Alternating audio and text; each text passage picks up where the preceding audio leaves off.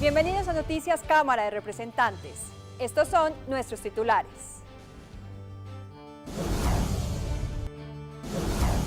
La educación pasa el tablero en la discusión de los acuerdos de paz con las FARC.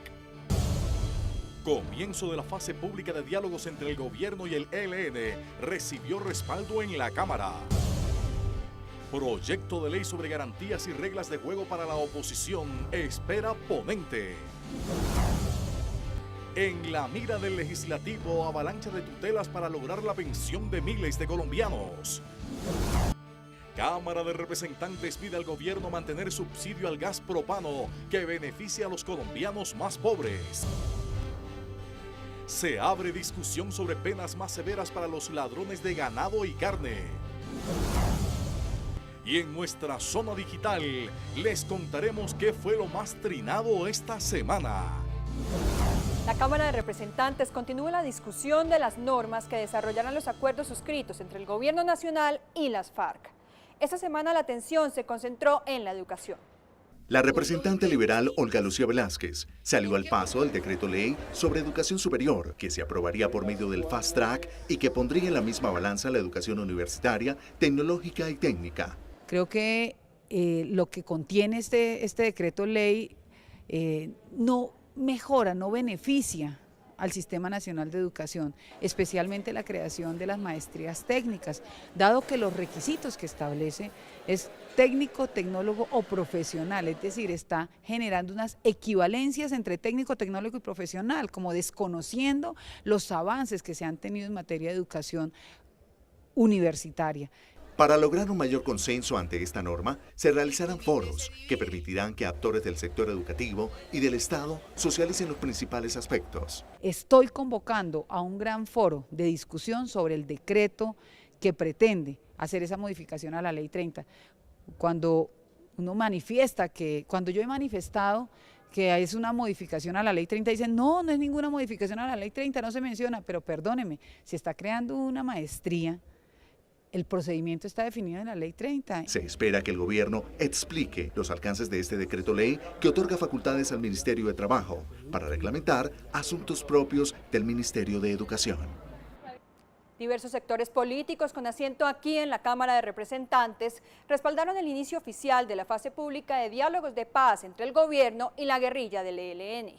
La mesa de negociaciones entre el Gobierno Nacional y el Ejército de Liberación Nacional, ELN, es vista con esperanza por los representantes a la Cámara, ya que sería el segundo grupo guerrillero que entraría formalmente a un proceso de paz, luego de los pactos firmados con las FARC. Los respaldos van desde los buenos deseos para que este esfuerzo arroje sus frutos hasta el llamado para que Colombia tenga una paz completa. Necesitamos una paz completa, como lo ha mencionado el presidente de la República, y eso incluye que el ELN también entre en este proceso de desmovilización y que logremos esa paz tan anhelada por todos los colombianos. Es el momento de la reconciliación, es el momento de la integración, es el momento de la hermandad, es el momento de lograr la paz. A su turno, los congresistas de zonas con presencia del ELN, como es el caso del Chocó, exigen a los subversivos que den muestras sinceras y reales de paz. Aspiramos, eso sí, que después del 7 de febrero empiecen, por ejemplo, a no extorsionar más a la población, a los mineros, a los agricultores, a los comerciantes, y a que se dejen de sembrar minas antipersonales que le han quitado la vida a mucha gente en el departamento del Chocó. Para ellos, lo pactado con las FARC ambienta positivamente este nuevo proceso con el ELN, aunque reconocen que es independiente. Estiman que las víctimas deben ser las protagonistas de este decisivo paso hacia la reconciliación nacional. A la espera del ponente del proyecto de ley que fija las garantías y las reglas de juego para la oposición, se encuentra en la Cámara de Representantes esta iniciativa que tiene origen en el Ejecutivo Nacional. El Estatuto de la Oposición es un mecanismo que fue creado en el articulado de la Constitución de 1991. Busca garantizar y proteger a los partidos políticos con visible oposición al gobierno de turno. Empezamos ya la discusión en la Comisión Primera de Cámara y Senado, van a ser sesiones conjuntas, el trámite y discusión del Estatuto de la Oposición. Esto se había consagrado en la Constitución del 91, no se había desarrollado un estatuto que pudiera darle unas garantías a a la oposición para que se pueda ejercer con plenos derechos la oposición en todos los niveles administrativos, no solamente en el nivel nacional, sino también en los departamentales y en los municipales. El proyecto de ley que inicia su trámite en las comisiones primeras de Cámara y Senado será revisado con lupa por los legisladores, quienes aseguran que estudiarán a fondo cada uno de sus puntos. Y lo que se hace es buscar una reglamentación, pero apenas vamos a entrar en el estudio del proyecto que ha sido presentado para ser discutido. Yo sé que este va a ser un proyecto que va a tener una discusión muy profunda porque esto genera bastante controversia. De ser aprobada esta iniciativa en el Congreso de la República, se zanjaría una deuda de 26 años con la Carta Magna de los colombianos y con los grupos que no comparten los ideales del gobierno en ejercicio. Especial atención mereció esta semana en la corporación la situación pensional de miles de colombianos que han recurrido a la tutela para acceder a este derecho. El representante Carlos Eduardo Guevara del Movimiento Mira denunció que más de 16.000 tutelas presentadas por ciudadanos para reclamar su pensión se han reportado como incidentes de desacato. Teniendo ya el derecho, Colpensiones se da el atrevimiento de no aceptarlas.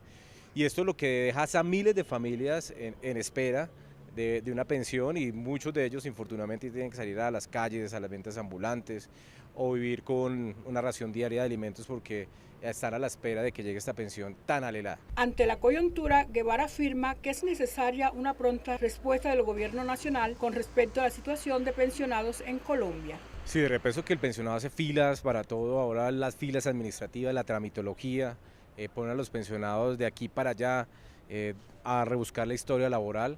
Cuando ya cumple todo le dicen, bueno, no hay recursos, tutele. Por su parte, el representante del partido de la U, Didier Burgos, asegura que la gestión de Colpensiones se ha visto obstruida debido a las distintas circunstancias. La más recurrente es porque la historia laboral del trabajador no existe, porque ellos, a pesar de que trabajaron, no tuvieron la pericia de verificar si su patrono hace 30 o 40 años le cotizó al sistema pensional los aportes del trabajador. Por eso es importante y fundamental hacer una reforma pensional en Colombia. El problema es que no está en la agenda pública. Entre 2015 y 2016 se han interpuesto más de 81.000 tutelas en contra de Colpensiones, de las cuales 49.000 han sido falladas a favor de los ciudadanos en el país.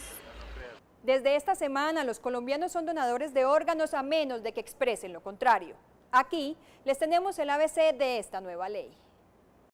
A partir de esta semana, todos los colombianos somos donantes de órganos para trasplantes, a menos que quien se oponga exprese en vida su negativa. Para ello, deberá tramitar un documento escrito, autenticarlo ante un notario y radicarlo en el Instituto Nacional de Salud. En Colombia existen dos maneras de donar órganos. Una, haciendo una manifestación expresa, es decir, escribiendo quiero ser donante, y uno se registra como tal. O la otra es una figura que existe desde el 87, que se llama la presunción legal de donación de órganos, que consiste en ¿qué?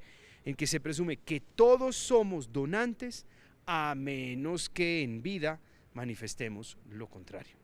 La ley que nos convierte en donantes obligatorios de órganos destaca que quien los trafique o comercialice pagará entre 5 y 7 años de cárcel. Para los menores de edad sí se mantiene la autorización de los familiares, dado que se entiende que al ser menores de edad pues no están todavía en capacidad de tomar plenamente sus propias decisiones. Los extranjeros no quedarán cobijados por esta norma, excepto los residentes en el país. Con esta ley se van a salvar muchísimos colombianos. La oposición de los familiares equivalía casi al 40% de las opciones de donación, de las posibilidades de trasplante de órganos. Y esto pues es muy doloroso, porque hay miles de personas, niños, adultos, esperando un órgano para poder vivir. Con esto yo creo que al menos salvamos a 200 personas al año. El cáncer es una de las mayores causas de muerte en el mundo. A diario el diagnóstico de esta enfermedad crece entre las mujeres colombianas. Por eso desde el Legislativo se lanzó una alerta para buscar nuevos mecanismos de prevención. Actualmente, 8,2 millones de personas fallecen anualmente en el mundo a causa del cáncer. 4 millones están muriendo de manera prematura entre los 30 y 60 años. En Colombia, esta enfermedad cobra cada año la vida de 45.000 personas aproximadamente. Los cánceres más frecuentes en el hombre son próstata, colon y estómago. Y en las mujeres son mama, glándula mamaria, cuello uterino y tiroides. Esos son fundamentalmente. Tener presente siempre que el cáncer puede ser una patología curable y muy buen pronóstico, siempre y cuando el diagnóstico sea precoz. En nuestro país el año anterior se presentó un 96% de nuevos casos. Según la Liga Colombiana contra el Cáncer, y las mujeres ocupan el mayor rango de esta enfermedad. En las mujeres los exámenes de tiroides, incluyendo la ecografía tiroidea, la citología cervicovaginal, las ecografías mamarias y las mamografías. Y de todas maneras siempre agregarle pues los exámenes médicos generales, porque si bien esas son las patologías cancerígenas más frecuentes, pueden haber otros cánceres que pueden estar larvados y también ser importantes. El legislativo hizo un llamado para redoblar esfuerzos en torno a la prevención. Colombia está en mora de retomar las campañas que ha cancelado, que ha dejado de hacer, promoviendo tanto la citología, los autoexámenes, como también promoviendo hábitos saludables de vida e invirtiendo definitivamente muchísimo más en la promoción y la prevención en salud. Estos pronunciamientos se hicieron a propósito de la celebración del Día Mundial contra el Cáncer. Mantener el subsidio del gas propano para los colombianos de los estratos menos favorecidos del suroccidente del país es una de las peticiones de la Cámara de Representantes al Gobierno Nacional. La bancada del sur del país en la Cámara de Representantes pidió al Gobierno Nacional mantener el subsidio al gas licuado del petróleo, mejor conocido como gas propano, importante en el día a día de los colombianos más pobres de los departamentos de Nariño, Putumayo y Caquetá, incluidas las comunidades indígenas. Lo importante de esto es de que el gobierno, en cabeza del ministro de Hacienda Mauricio Cárdenas, del ministro de Minas Germán Arce, entendieron que teníamos que cumplir con lo aprobado en el Plan Nacional de Desarrollo. Y en la adición al presupuesto del 2017 van a ir los recursos faltantes de casi 30.000 millones para cubrir a las comunidades de la zona urbana y rural de estos 3 departamentos. Expresó el representante Guerra que este subsidio se mantendría mediante una adición al presupuesto general de la Nación, contemplado para este nuevo año fiscal. La idea es, habían 17.000 millones solo para las zonas rurales. En la adición al presupuesto del 2017 se colocan 30.000 millones que van a beneficiar más o menos a 250.000 familias de los departamentos de El Putumayo, Nariño y Caquetá. La eliminación de este beneficio supondría un fuerte golpe a la economía de estas comunidades. El creciente robo de ganado de los hatos ubicados en la costa norte del país provocó que los diversos sectores políticos que representan a esta zona de Colombia exijan penas más severas para el hurto de los animales en pie y en canal. Los altos índices de robo de reses y de carne en canal en los hatos de la costa atlántica y que han impactado la economía de campesinos y hacendados puso en alerta a los congresistas de esa región del país.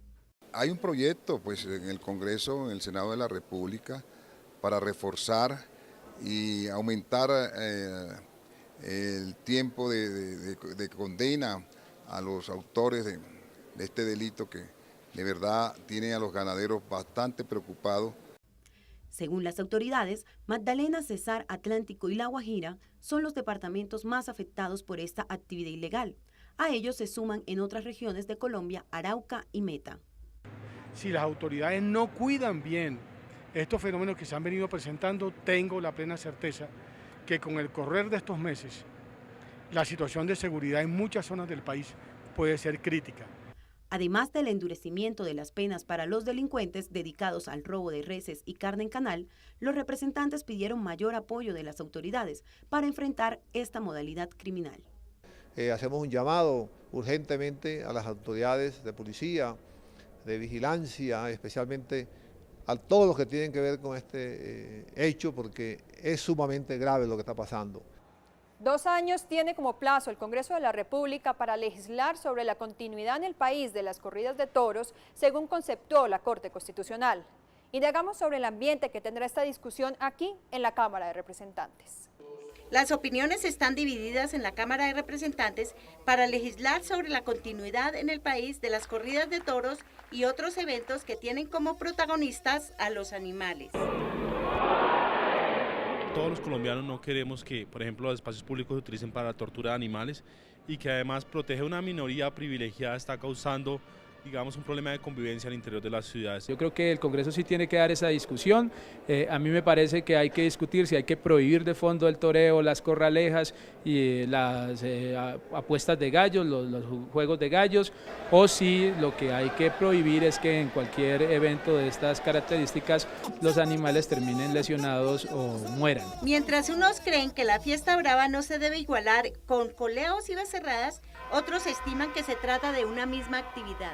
En lo que sí están de acuerdo es que el Congreso debe asumir la tarea para evitar choques entre defensores y contradictores de la llamada fiesta brava. Hay un consenso en todos los partidos políticos que las corridas de toros no pueden seguir existiendo.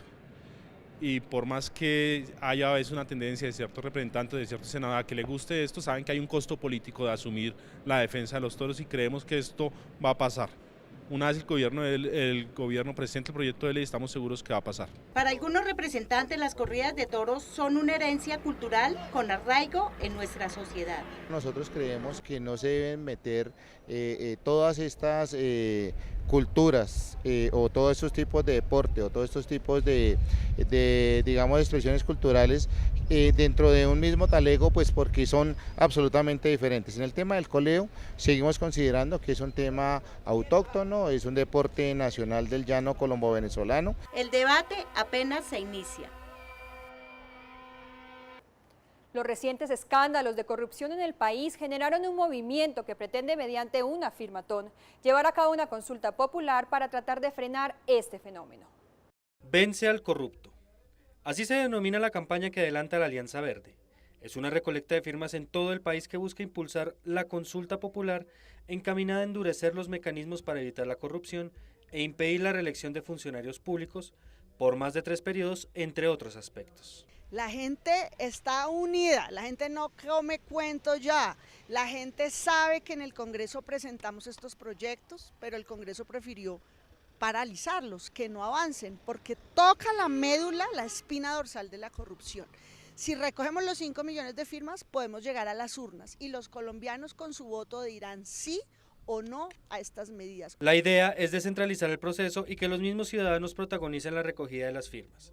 El formato debe ser impreso por ambas caras en hoja oficio para que tenga la validez que requiere la registraduría. Su pueblo, en su casa, en su trabajo, en el bus, los colombianos que vienen al exterior pueden recoger las firmas con los vecinos y luego nos las mandan y las entregamos a la registraduría. Los ciudadanos interesados en esta iniciativa pueden encontrar el formato en la página www.vencealcorrupto.com. Se requiere un mínimo de 5 millones de firmas antes del 27 de julio para ser tenida en cuenta.